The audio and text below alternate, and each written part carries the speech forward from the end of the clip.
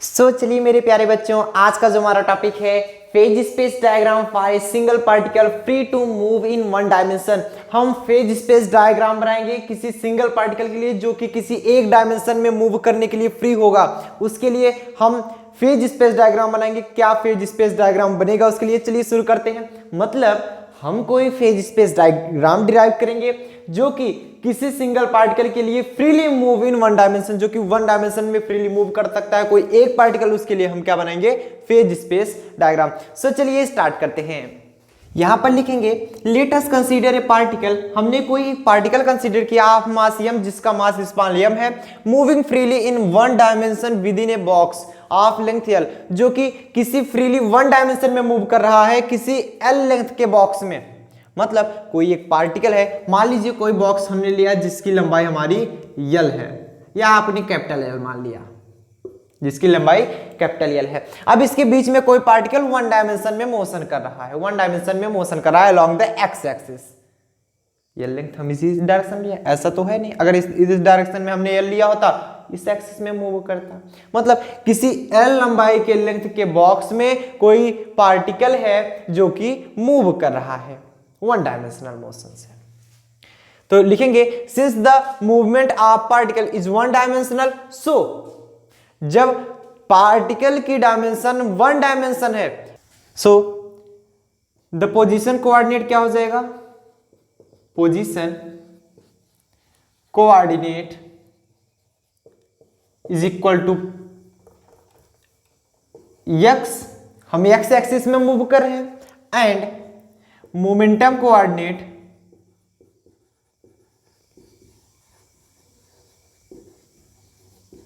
Equal to p x.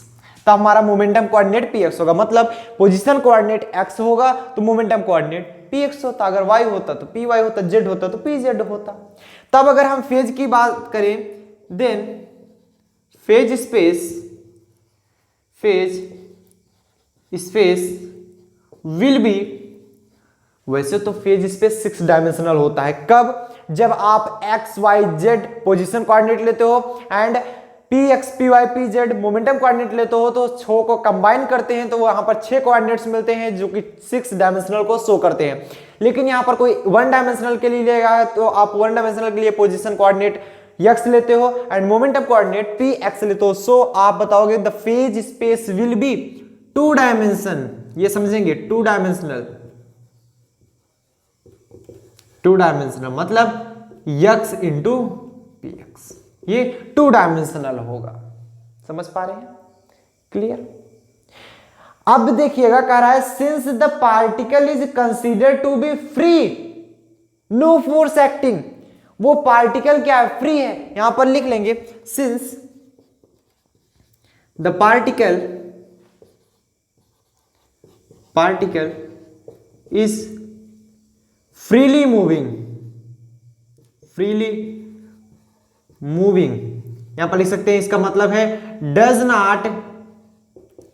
Not apply any force, उस पर कोई फोर्स नहीं अप्लाई हो रहा है। एनी फोर्स मतलब तभी तो फ्रीली है, कोई फोर्स उस पर लग नहीं रहा है। देन इसका मतलब ये हुआ कि जब ये कोई पार्टिकल है वो फ्रीली मूव कर रहा है, उस पर कोई अप्लाई फोर्स नहीं हो रहा है, तो टोटल एनर्जी जो होगी वो काइनेटिक एनर्जी के उसके बराबर होगी। Then total energy equal to वो काइनेटिक एनर्जी के बराबर होगी। काइनेटिक एनर्जी, टोटल एनर्जी को हम E से रिप्रेजेंट करते हैं, काइनेटिक एनर्जी को K से रिप्रेजेंट करते हैं। काइनेटिक एनर्जी बराबर क्या होता है? हाफ m v स्क्वायर होता है, या फिर इसे लिख सकते हैं ऊपर नीचे m से मल्टीप्लाई कर दो, ऊपर नीचे m से मल्टीप्लाई कर दो, क्या हो जाएगा? ऊपर m square v square by 2m E के इक्वल, या फिर E के इक्वल आ गया ये p स्क्वायर बाई 2m, या फिर अगर हम p स्क्वायर इधर से निकालें तो हो जाएगा 2me, या फिर अगर हम p निकालें तो ये plus minus square root of 2me होगा, क्योंकि प्लस का भी स्क्वायर करेंगे तो यही आएगा, माइनस का भी करेंगे तो यही आएगा। तो प्लस माइनस अंडरवुड में 2m, ये हमारा निकला मोमेंटम। समझ में आया? क्लियर हुआ। तो यहां पर जो पॉजिटिव एक्सिस, जो पॉजिटिव साइन दिख रहा है, thus there are two momentum state for every state of energy, one for the motion along plus x axis and the other for motion along minus x axis. तो यहां पर जो plus दिखा रहा है, प्लस √2me, वो plus x axis में होगा। मतलब आप सभी जानते हो कि आपको कुछ ऐसा मिलता है, ये होता है x x prime, y prime या y डैश आप बोल सकते हो। ये पॉजिटिव एक्सिस है, ये भी पॉजिटिव एक्सिस, ये निगेटिव होता है और ये निगेटिव होता है। तो यहां पर x एक्सिस इधर है। अब देखेंगे x एक्सिस अगर इस साइड ले रहे हैं, आप इस साइड भी ले सकते हो, जैसे भी लो, आपकी इच्छा है। मतलब ये आपको प्लस में दिखा रहा है, प्लस x एक्सिस, और ये माइनस x एक्सिस जा रहा है। जैसे अगर हम फिगर बनाएं तो कुछ ऐसा बनेगा फिगर इसका। ये रहा हमारा x एक्सिस, यहां पर हमारा कोई बॉक्स है, मान लीजिए L लेंथ का, जो कि हम इसे शेडेड पार्ट से डिवाइड कर देंगे। ये बहुत छोटा होगा, जो कि हम वहां से लेते हैं ΔPx। और यहां पर भी आप विजिबल कर देंगे इसको, ठीक।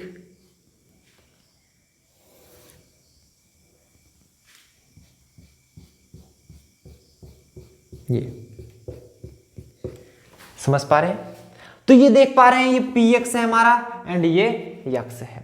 इसकी वैल्यू क्या आएगी? √2me, पॉजिटिव वाला दिखा रहा है और ये निगेटिव वाला दिखा रहा है √2me। हालांकि वैल्यू आपकी वही आएगी 2me, बट ये पॉजिटिव डायरेक्शन शो कर रहा है और ये निगेटिव शो कर रहा है। तो ये निगेटिव 2me हुआ एंड ये पॉजिटिव √2me हुआ। अगर बात करें, ये हमारा ओरिजिन होगा। अगर ना समझ पाए तो ये इसकी लंबाई कैपिटल L है, इसकी जो लेंथ दी जा रही है दैट इज कैपिटल L। सो फटाफट यहां तक आप लोग फिगर बनाएंगे, फिगर सब लोग फटाफट बना लेंगे, नोट कर लिए। तो यहां पर देखेंगे, कह रहा है कि therefore if the energy of the particle lies between E and E plus delta E, यदि पार्टिकल की एनर्जी E से लेकर E प्लस डेल्टा E के बीच में वेरी करती है, then momentum will lies between some small range ΔPx। तब जो मोमेंटम होगा कुछ ΔPx के बीच में लाई करेगा, बीच में वेरी करेगा। मतलब यदि एनर्जी रेंज E से लेकर E and E plus delta E के बीच में हुए है, तो आपको बताया जा रहा है कि momentum will lie within some small range ΔPx। तो ये जो मोमेंटम है ये ΔPx के बीच में वेरी करेगा and this region will certain a large number of cells each of area is H। मतलब कह रहा है कि इस रीजन में, ये जो क्षेत्र आपको दिख रहा है, इसमें लार्ज नंबर ऑफ सेल्स होंगे इस क्षेत्र में, क्योंकि हम सेल्स को डिवाइड करना जानते हैं, बहुत छोटे छोटे प्रकार के हम सेल्स डिवाइड करते हैं। तो this region will certain large number of cell each of area is H। हमने देखा हाइजेनबर्ग अनसर्टेनिटी प्रिंसिपल से कि जो मोमेंटम dx मल्टीप्लाई में dpx था, ये greater than or equal to h/4 हुआ करता था। हमने वहां पर देखा था h/4 करेंगे, मतलब आप लिख सकते हो उसको लगभग इक्वल टू h के, क्योंकि 1/4 की वैल्यू 1 से बहुत कम आएगी, तो आप उसे लगभग नियरली इक्वल टू h लिख सकते हो। तो वही हमने लिख दिया, लगभग equal to h। These cell would represent the accessible state in which the particle may be found। ये जो सेल होगा ये रिप्रेजेंट करेगा एक्सेसिबल स्टेट को, जिसमें जो पार्टिकल होंगे वो फाउंड करेंगे। कितने पार्टिकल फाउंड करेंगे? अगर हम इसका एरिया निकाल लें, इसका एरिया और इसका एरिया, तो उसमें हमें पता चल जाएगा कितने हमारे पार्टिकल्स फाउंड होंगे। सो यहां तक आप लोग नोट कर लीजिए, फिर हम आगे चलते हैं। तो ये कितना फाउंड होगा? तो यहां पर लिखा है कि total shaded area, total shaded area 2 है, यहां पर लिखेंगे total shaded area is equal to कितना होगा? एरिया कैसे निकालते हैं? लंबाई गुणे चौड़ाई, ऐसे तो लिखते हैं ना, लेंथ इंटू ब्रेथ। तो लंबाई क्या है? L इंटू ब्रेथ क्या है? ΔPx। दूसरे के लिए निकालेंगे, दोनों का एरिया ऐड करेंगे, तभी तो पार्टिकल्स होंगे वो ऐड होकर के हमें मिलेंगे प्लस में L मल्टीप्लाई में ΔPx। P x. ऐसा हमने क्यों किया? क्योंकि इसका एरिया प्लस इसका एरिया, जितना भी दोनों का एरिया होगा उसमें कितने नंबर ऑफ पार्टिकल होंगे वो हम फाइंड कर पाएंगे। तो L into del p x बराबर दूसरे के लिए भी लेंथ इंटू ब्रेथ। लेंथ तो हमारी एल ही है, ब्रेथ हमारी डेल पी एक्स है। जब इसको हम सॉल्व करेंगे तो ये क्या आ जाएगा? Twice of L del p x, ये मिलेगा। किसी कोई प्रॉब्लम? यहां तक तो क्लियर हुआ था ना? आप देखिएगा डेल पी एक्स की वैल्यू हमें चाहिए। डेल पी एक्स की वैल्यू कहां से निकाल सकते हो? अगर हम इसे पार्शियल डिफरेंशिएटिंग कर दें इक्वेशन नंबर फर्स्ट को तो डेल पी एक्स की वैल्यू निकल आ सकती है, क्योंकि हम एक्स के रिस्पेक्ट में निकालें तो डेल पी लिखिए या डेल पी एक्स लिखिए, आपके ऊपर डिपेंड करता है। अगर डेल पी एक्स ना लिखें सिर्फ डेल पी लिख दें फिर भी सही होगा हमारा। किसे बना सकते हैं? Equation number second. ये हमारा क्या निकल रहा है? Total shaded area, that is a total shaded area. अब लिखेंगे differentiating, partial differentiating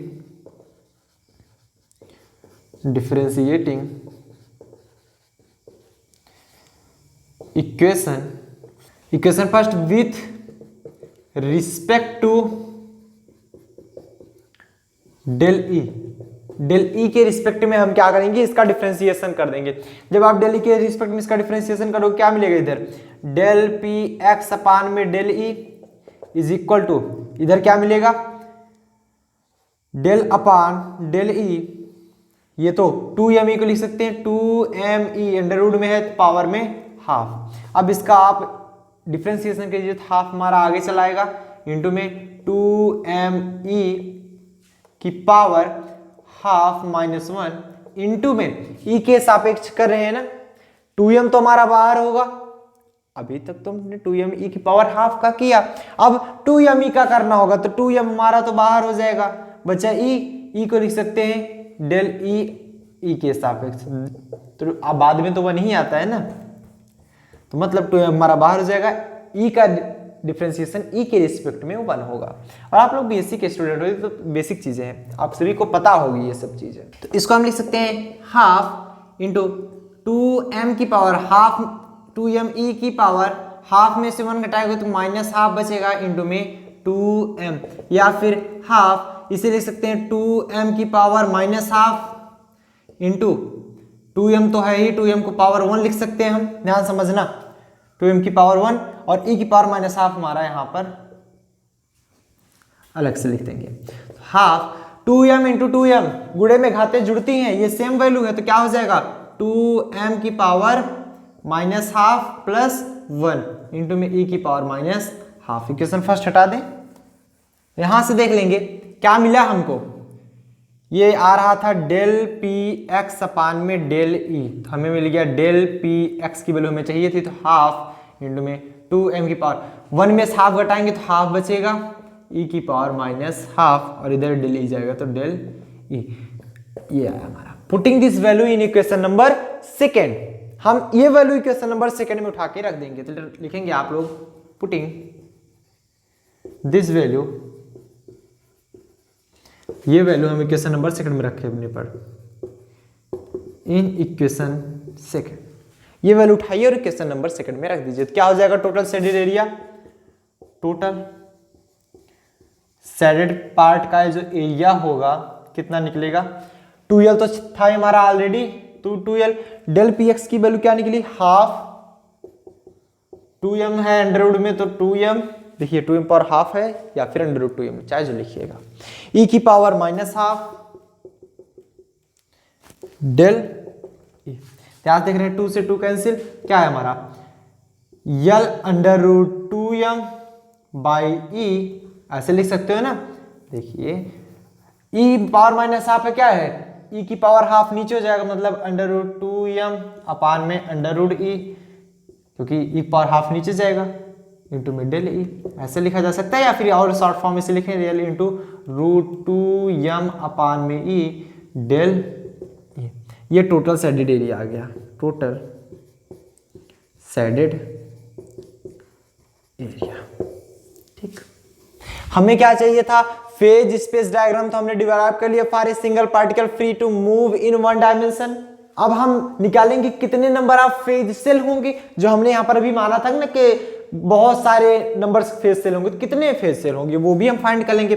now the total number of phase cell, total number of phase cell is equal to, formula क्या होता है, टोटल शेडेड एरिया, या फिर आप बोल सकते हो total area of accessible reason.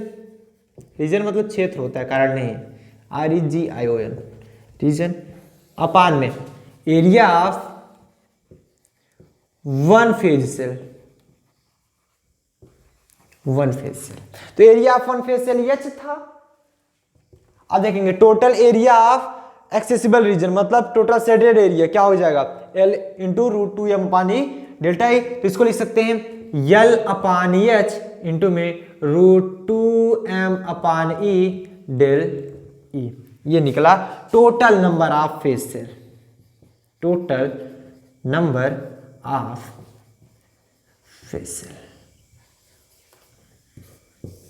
Total number of phase cell. Note कर लीजिए, फटाफट नोट डाउन कर लीजिए। अब हम नेक्स्ट टॉपिक के बारे में चर्चा करते हैं।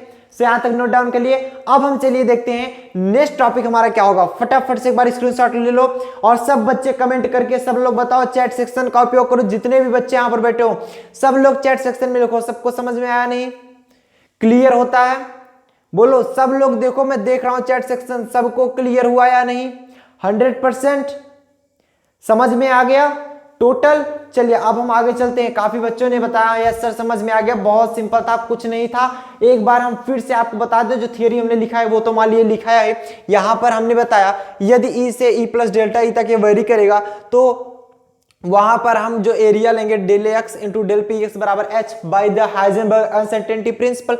तो हमारा जो area total shaded area part का हो जाएगा वो कितना हो जाएगा, जो ऊपर हमने दिखा था वो लेंथ इंटू ब्रेथ प्लस में नीचे के लिए लेंथ इनटू ब्रेथ। तो 2l into del p x आ गया। तो क्वेश्चन नंबर फर्स्ट का हम डिफरेंशिएशन कर लेंगे डेल पी एक्स की वैल्यू फाइंड करने के लिए। तो हमने क्या किया, इक्वेशन फर्स्ट का डिफरेंशिएशन किया। इक्वेशन फर्स्ट का डिफरेंशिएशन किया तो इक्वेशन फर्स्ट क्या था कि p x equal to root 2me।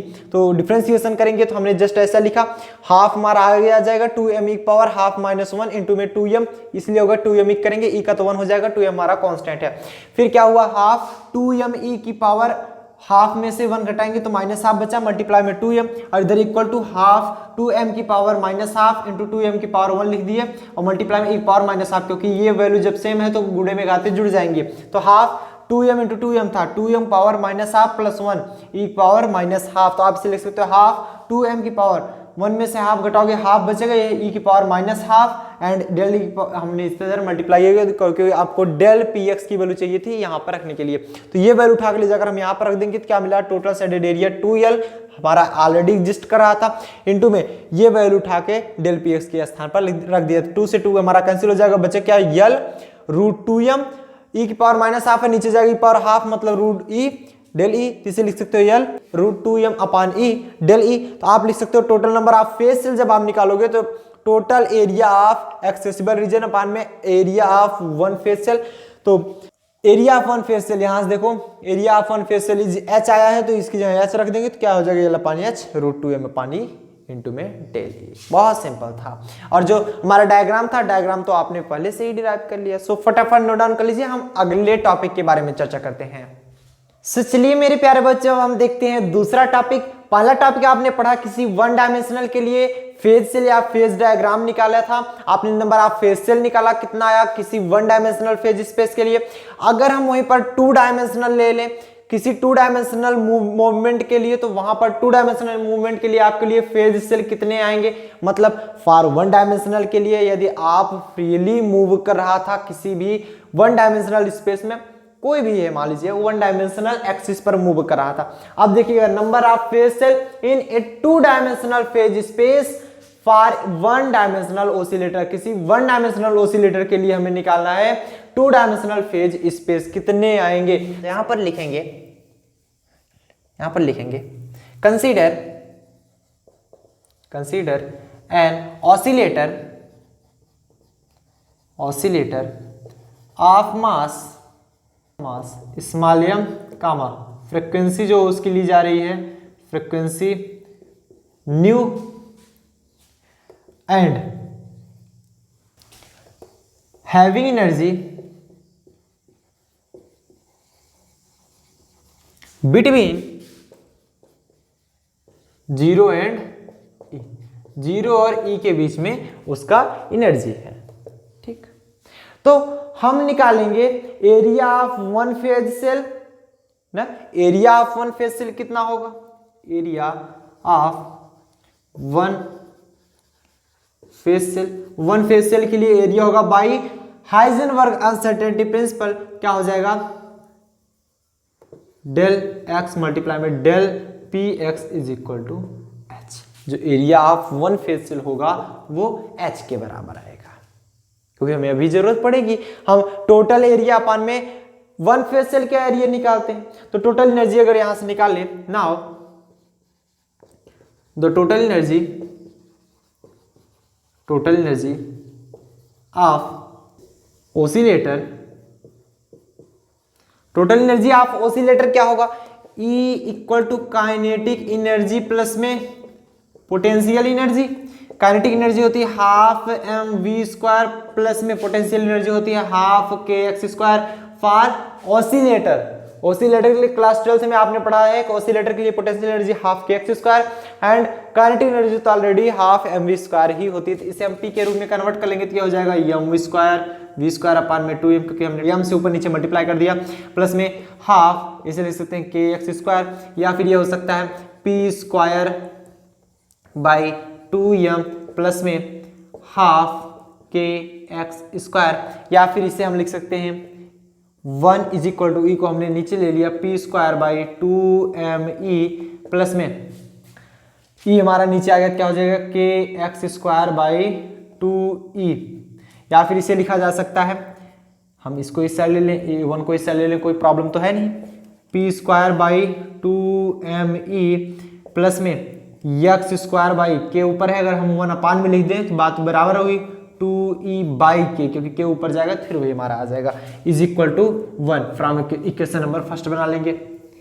देखेंगे equation first is like as ellipse equation. Equation जो फर्स्ट है वो इलिप्स के इक्वेशन की तरह दिख रहा है। इलिप्स का इक्वेशन क्या होता है? X square by a square plus में y square by b square बराबर 1।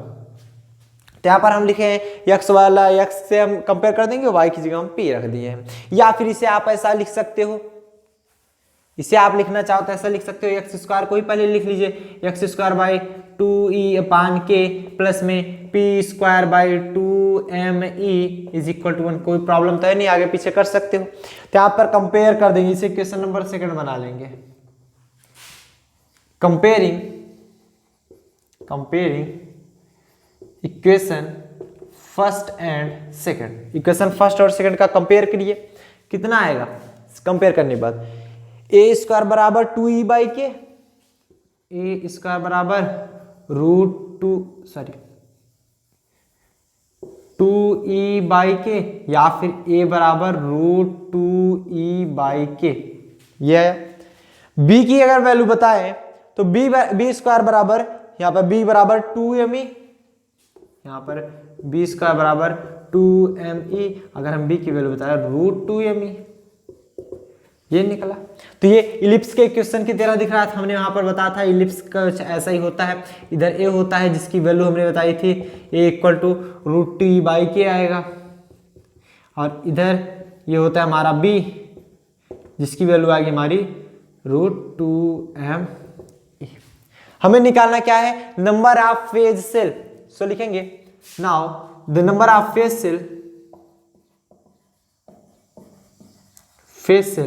सेल का नंबर जो होगा क्या निकलेगा? एरिया ऑफ इलिप्स का area of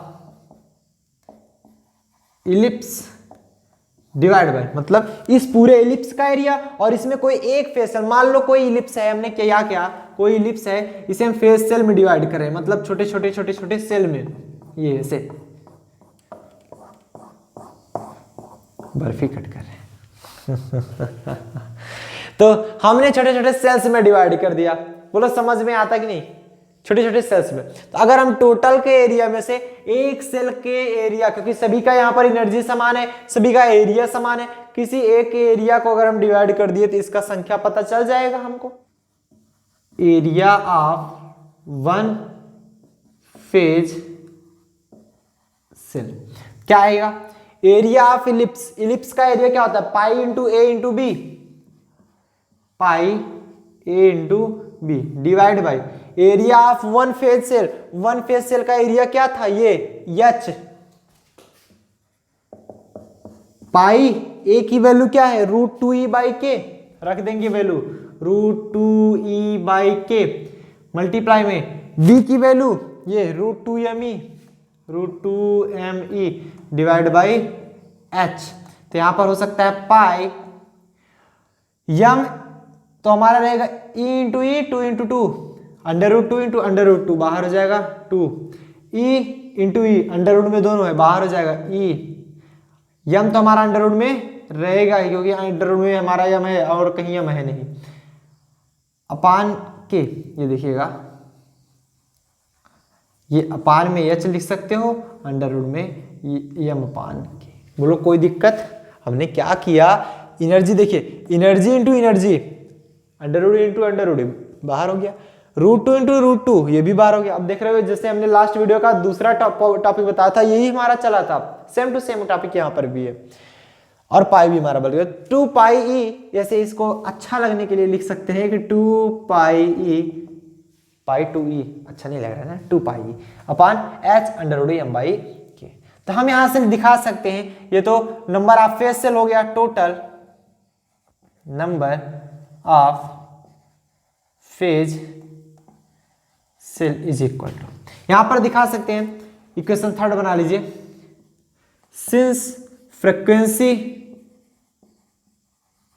new is equal to होता क्या है? 1/2 pi root k by m, या फिर इसे हम निकालेंगे 1 upon nu is equal to, ये 2 पाई ऊपर हो जाएगा 2 पाई और ये भी हमारा चेंज हो जाएगा m by k. Putting this value in equation number third, तो फ्रॉम इक्वेशन थर्ड हम बता सकते हैं, तो 2 pi under root M by k, इस यहाँ पर न्यू रख सकते हो, तो यहाँ पर 2 pi under root M by K nu रख दिए, 1 upon nu E by H nu. तो total number of phase cell equal to E by H nu, समझ पाए? 1 अपान न्यू है ना, 1 अपान न्यू है तो 2 E under root M by के जगह 1 अपान न्यू रखेंगे तो E by H nu. Clear हुआ? चलिए फिर से एक बार समझ लेंगे, कंसीडर एंड और से हम सबसे पहले ओसिलेटर लेंगे, क्योंकि हम 2 डायमेंशनल में किसी एक डायमेंशनल मूव करते हुए ओसिलेटर को ले रहे हैं। फॉर ए 1 डायमेंशनल ओसिलेटर हम किसी 2 डायमेंशनल फेज स्पेस के लिए, देखो जब हमारा 1 डायमेंशनल मिलेगा तो वहां पर हमारा एक ही कोऑर्डिनेट होगा पोजीशन का और एक ही कोऑर्डिनेट होगा मोमेंटम का। तो वहां पर हम क्या करेंगे, कोई पोजीशन कोऑर्डिनेट एक्स मान लेते हैं या वाई मान लेते हैं या जेड मान लेते हैं, आप कोई भी मान लीजिए, या फिर आप मोमेंटम कोऑर्डिनेट जो मानेंगे उसी के अकॉर्डिंग मानेंगे, एक्स माने तो पी एक्स मानेंगे, वाई माने तो पी वाई, जेड माने तो पी जेड। तो इस प्रकार हमने मान लिया, तो फेज स्पेस हमारा क्या हो जाएगा, एक्स इंटू पी एक्स, हमारा 2 डायमेंशनल में हुआ कि नहीं। तो किसी 2 डायमेंशनल फेज स्पेस के लिए, 1 डायमेंशनल ओसिलेटर के लिए किसी 2 डायमेंशनल फेज स्पेस का फेज सेल की वैल्यू निकालनी थी हमको। तो हमने क्या किया, एम मास का कोई ऑसिलेटर मान लिया, फ्रीक्वेंसी हमारी न्यू थी और जो कि एनर्जी था 0 to E के बीच में, और एरिया ऑफ फेज सेल जब निकालेंगे तो according to Heisenberg uncertainty principle, the del x into del px equal to nearly equal to h upon 4 pi होता है greater than or equal to, but nearly हमने मान लिया h। तो now the total energy of oscillator क्या हो जाएगा, equal to kinetic energy plus में पोटेंशियल एनर्जी प्लस में इक्वल टू काइनेटिक एनर्जी क्या होती है ऑसिलेटर के लिए half m square and potential energy equal to half के एक्स स्क्वायर। इसे हम लिख सकते हैं m square v square upon में 2m, क्योंकि m से हमने ऊपर नीचे मल्टीप्लाई कर दिया, इसे एज इट इज लिखे रहेंगे। P बराबर mv होता है तो p स्क्वायर बराबर m square v square upon में 2m प्लस में हाफ के एक्स स्क्वायर, हमने e को जब इधर डिवाइड किया p स्क्वायर बाई 2m, यहाँ के एक्स स्क्वायर बाई 2 हो गया। या फिर हम इसको इस साइड ले गए तो एक्स स्क्वायर, के को हम 1 अपान के लिख सकते हैं, यहाँ पर नीचे में ले जाकर ऊपर जाकर फिर वही हो जाएगा 2e बाई के, ये अपान में है ध्यान देना, 2e बाई के प्लस में p square by 2m as it is था इक्वल टू 1। तो ये इक्वेशन जो दिख रहा था हमारे like as ellipse, x square upon a square plus y square upon b square equal to 1। तो यहाँ पर ए स्क्वायर की वैल्यू क्या निकला 2e बाई के एंड बी स्क्वायर की वैल्यू क्या निकला 2m, ए की वैल्यू निकालेंगे तो रूट में हो जाएगा, बी की वैल्यू भी रूट में हो गया, ये इलिप्स बनता है इस प्रकार से। अब हम निकालेंगे total number of phase cell, जो हमें एक्चुअल निकालना था, number of phase cell into dimensional phase space for one dimensional oscillator. तो नंबर ऑफ फेज सेल निकालेंगे तो area of ellipse upon area of one dimensional phase space phase cell. तो area of ellipse मतलब total ellipse में से अगर किसी एक सेल का एरिया का भाग दे दिया जाए तो हमारा नंबर ऑफ फेज सेल निकल आएगा पाई ए बी अपॉन में area of one phase cell कितना है एच। ये पाई ए बी, ए की वैल्यू रखेंगे, बी की वैल्यू रखेंगे। यहां पर देख पा रहे हैं 2 मल्टीप्लाई में 2, √2 इंटू √2 क्या हो जाएगा 2 पाई तो था ही, ई √2 इंटू √e ई अपान में h √m बाई के। हम जानते हैं फ्रीक्वेंसी न्यू इक्वल टू क्या होता है 1/2 पाई के बाई एम √, में तो ये सभी लोग पता है। तो 1/न्यू अगर निकालेंगे तो ये ऊपर हो जाएगा, मतलब just change 2 pi √m by k. तो फ्रॉम इक्वेशन थर्ड हम इसकी वैल्यू रखेंगे तो क्या हो जा रहा है, इक्वेशन थर्ड देखिए 2 पाई √m बाई के ई बाई एच न्यू हो जाएगा, क्योंकि 1/न्यू है ये वैल्यू, तो ये वैल्यू इसकी आ गई। सो नोट डाउन करें फटाफट, आप लोग सब लोग इसे फटाफट नोट डाउन कर लीजिए और स्क्रीनशॉट ले लीजिए, स्क्रीनशॉट ले लीजिए सब लोग, टेक ए स्क्रीनशॉट सुन, सब लोग स्क्रीनशॉट लेंगे, नोट कर लिए। सो आज के लिए बस इतना ही, मिलते हैं नेक्स्ट वीडियो में। इसी तरह बढ़िया से पढ़ाई करते रहें और साथ साथ अगर इसकी पीडीएफ लिंक पाना हो तो आप जनरली टेलीग्राम पे चली जाइए, वहां पर सर्च कर लीजिए @union class, या फिर लिंक आपको डिस्क्रिप्शन बॉक्स में दी जा रही है, आप वहां पर चैनल को ज्वाइन कर लीजिए। ज्वाइन करने के बाद फ्री है, ज्वाइन करने के बाद आपको टोटल पीडीएफ नोट्स मिल जाएंगी। सो डोंट वरी, पीडीएफ जैसे हमारा ये चैप्टर कंप्लीट होगा, इस चैप्टर जैसे लास्ट चैप्टर हमारा कंप्लीट हुआ वहां की पीडीएफ नोट्स आपको मिल गई होगी, ये चैप्टर कंप्लीट होगा इसकी भी पीडीएफ नोट्स आपको प्रोवाइड करा दी जाएगी। सो आप लोग बहुत मेहनत करके पढ़िए, इतना मेहनत कीजिए जितना मेहनत से हम लोग पढ़ाते हैं उतना मेहनत से आप लोग पढ़िए, ताकि आप लोग हमेशा आगे बढ़े। और साथ ही जितना मेहनत किए रहेंगे ना, पेपर में अच्छे मार्क्स लाना ही सब कुछ नहीं होता, आपको कितना नॉलेज है मेन चीज वो रखता है, नॉलेज हमेशा काम देता है। इसलिए आप ज्यादा से ज्यादा नॉलेज इकट्ठा कीजिए, जब नॉलेज रहेगा तो ऑलरेडी आपके मार्क्स अच्छे बनेंगे, कोई टेंशन नहीं। आप पहले नॉलेज रखिए, नॉलेज जितना रखोगे, नॉलेज जानने का प्रयास कीजिए, हर चीज सोचिए। और फिजिक्स एक ऐसी चीज है जितना आप सोच सको उतना सोचो। ये टोटल एरिया एच ही क्यों हो रहा है उसका रीजन खुद ढूंढो, ऐसे हम पढ़ा देंगे नहीं समझ में आएगा, खुद ढूंढो क्यों हुआ। आपका दिमाग सोचेगा कि हाइजेनबर्ग अनसर्टेनिटी प्रिंसिपल से जो एग्जैक्ट पोजीशन एंड मोमेंटम का जो मल्टीप्लिकेशन होता है वो h/4 पाई से ग्रेटर देन और इक्वल टू होता है, या तो ज्यादा होता है या तो बराबर होता है। तो आपको दिमाग में आएगा तो 1/4 पाई को जब आप वैल्यू निकालोगे तो 1 से बहुत ही कम आता है, 1 से कम आता है। तो वो जब आप मल्टीप्लाई करोगे h में तो कोई उसमें डिफेक्ट नहीं पड़ने वाला, ज्यादा अंतर नहीं पड़ेगा, इसलिए हम लगभग इक्वल टू h मानते हैं। ये चीज आपके दिमाग में है और आपके दिमाग में हमेशा के लिए बैठ जाएगी। इसलिए आप खुद से सोचने का प्रयास कीजिए। फिजिक्स एक ऐसी चीज है जिसमें आप जितना ज्यादा क्वेश्चंस अपने दिमाग में उठाओगे, क्या किसी भी सब्जेक्ट में जितना ज्यादा क्वेश्चंस आपके दिमाग में उठाओगे उतना ज्यादा समझ में आएगा। सो उम्मीद यही है कि आपको समझ में आया होगा और आप खूब बढ़िया से पढ़े होंगे। साथ साथ जाते जाते सब लोग चैट सेक्शन में लिखते जाओ, आज की क्लास में किसी कोई प्रॉब्लम, सब लोग चैट सेक्शन का उपयोग करो, किसी को कोई प्रॉब्लम, यहां तक कि क्लास में किसी को कोई प्रॉब्लम। इस चैप्टर का जो नेक्स्ट टॉपिक होगा वो हमारा आएगा इंसेंबल के बारे में। सो अगला जो टॉपिक होगा वो भी इंपॉर्टेंट होने वाला है इंसेंबल के बारे में। सो आज के बस इतना ही, तो आप लोग फटाफट से नोट डाउन कीजिए। तो आज के बस इतना ही, मिलेंगे अगले वीडियो में, टिल देन बढ़िया से पढ़ाई करें।